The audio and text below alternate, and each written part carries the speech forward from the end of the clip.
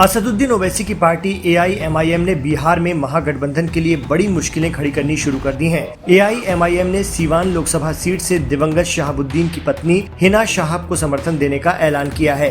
AIMIM Bihar की 11 सीटों पर उम्मीदवारों के नाम का ऐलान पहले ही कर चुकी है। हालांकि बाद में गया सीट को होल्ड पर रखा गया है। अब एआईएमआईएम ने राज्य की 5 और सीटों पर अपने उम्मीदवार उतारने का ऐलान कर दिया है। पार्टी के प्रदेश अध्यक्ष अख्तरुल ईमान ने गुरुवार को इसकी औपचारिक घोषणा की। उन्होंने कहा कि हमारी पार्टी पहले 11 सीटों पर चुनाव लड़ने का ऐलान कर चुकी थी, लेकिन जनता के आग्रह पर 5 सीटों पर और हम लोगों ने बढ़ाया है। 2024 पार्लियामेंट्री इलेक्शन बिहार में के ताल्लुक से हमने अपने कैंडिडेट का पहले 11 का ऐलान किया था, गया को हमने रोक दिया है।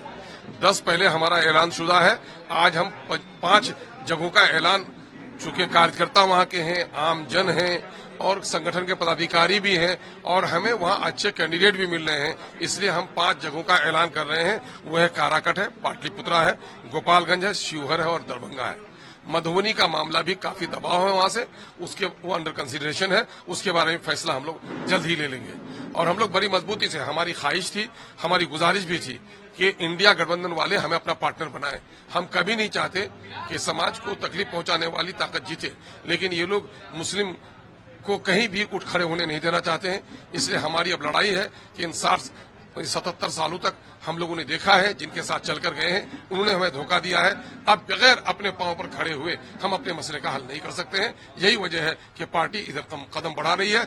जहां तक लोगों को कह दूं कि साहब सिर्फ मुस्लिम की पार्टी नहीं है, बल्कि हम आधी जो सीट है वो हम आधी नॉन मुस्लिम, उसमें राजपूत भी हैं, उसमें दलित भी हैं, हम सब लोगों का सामंजस्य कर रहे हैं। आपको बता दें कि सीवान से जेडीयू ने मौजूदा सांसद कविता सिंह का टिकट काटकर विजय लक्ष्मी कुशवाहा को टिकट दिया है, जो अपने पति रमेश सिंह कुशवाहा के साथ उपेंद्र कुशवाहा की राष्ट्रीय लोक मोर्चा को छोड़कर पिछले सप्ताह जेडीयू में शामिल हुई थी। हिना शाहब के दिवंगत पति शहाबुद्दीन सीवान सीट से लगातार 4 बार सांसद बने। शहाबुद्दीन बड़े डॉन और लालू के करीबी बाहुबली माने जाते थे। हिना लगातार सीवान सीट से आरजेडी के टिकट पर चुनाव लड़ रही हैं, लेकिन हर बार हार जाती हैं। इधर कुछ दिनों से लालू यादव और आरजेडी से शहाबुद्दीन के परिवार की दूरियां बढ़ गई हैं। अटकल थी कि हिना शाहब इस बार निर्दलीय लड़ सकती हैं, लेकिन असदुद्दीन ओवैसी ने हिना को अपने पाले में लाकर सीवान में लालू यादव और आरजेडी को तगड़ा झटका दे दिया है। बिहार में मुसलमानों के वोटों को साधने में अब तक लालू यादव सफल होते रहे हैं। उनका MY समीकरण यानी मुस्लिम यादव गठजोड़ सियासी सफलता दिलाने में मुख्य सहायक रहा है। साथ ही कांग्रेस को भी मुस्लिमों का वोट साधने के लिए जाना जाता है। यहाँ तक कि लोकसभा चुनाव 2019 में एकमात्र सीट किशनगंज पर कांग्रेस को सफलता मिली थी, जो मुस्लिम बहुल इलाका है।